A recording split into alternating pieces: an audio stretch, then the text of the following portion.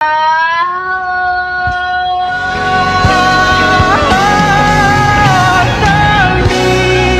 ako, umiibig sa'yo, kahit na naturo ko.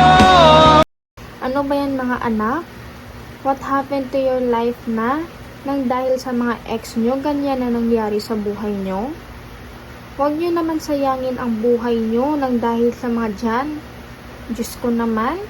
Ikaw, Shane, ang ganda-ganda mo tapos iiyakan mo yon. Sayang lang ang ganda at karisma mo. Ikaw naman, Jillian, at ikaw din, Bea. Asan na yung pagiging hyper, jolly at masayahin nyo? Mga anak naman, miss na kayo ni mama na nakikitang nagtitiktok. Ikaw, Trexie. Ikaw, Glycel. Steven. Mga anak naman, miss ko din kayong nakikitang magkakasundo, mag-jogging tuwing umaga, pero bakit ngayon wala na? Ikaw, Angela, Dane, Janly. Mga anak, kayo ang nakikita kong pinakamalakas sa magkakapatid, pero ngayon mga lantang gulay na lang kayo dahil sa pagmumukmok. At ikaw, Roniel, anak, please don't be upset.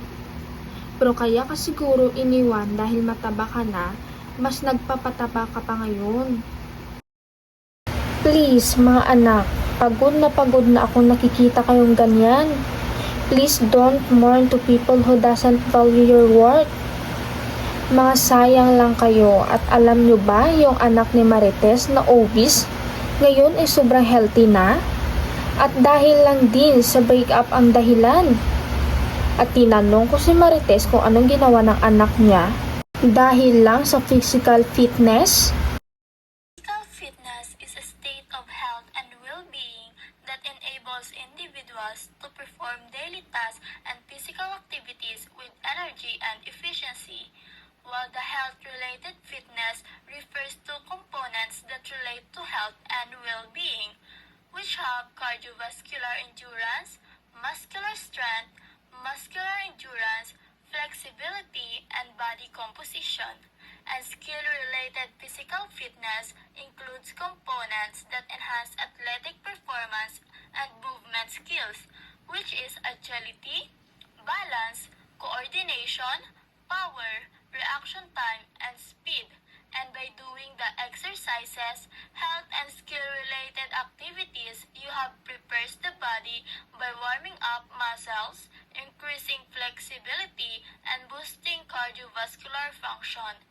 This reduces the risk of injury and enhances performance, allowing for safer and more effective participation.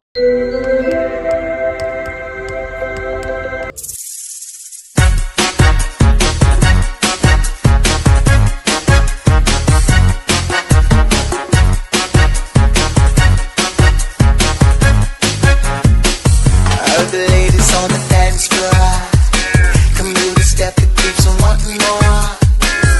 All you gotta do is shake it. Ay, ay, ay, so sexy.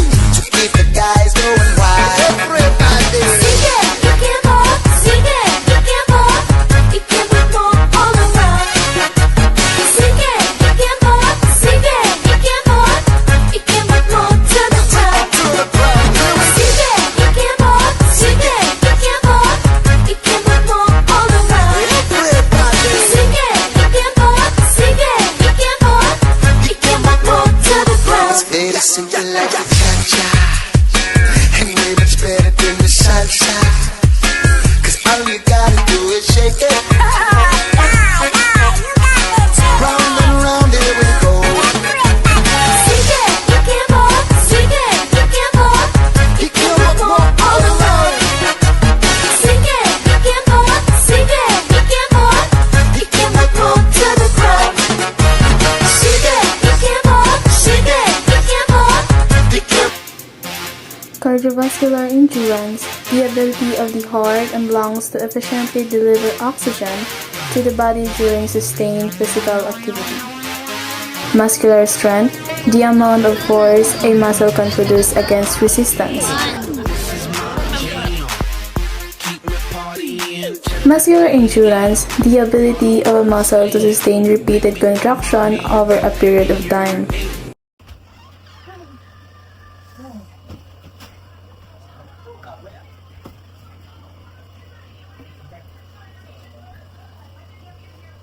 O anak, kamusta? Physical fitness has many benefits for your body and health. It improves your overall health, increases the size of the lungs, and enhances the size of the heart and works with organized beat. In addition to its importance in reducing the spread of the heart and those related to obesity, which improves body strength and composition, and also increases the attractiveness of the individual personality at panalo ka pa sa sport mo. Ka-proud talaga mga anak ko. Hey, lights go out when I see you moving. Hey, light me up.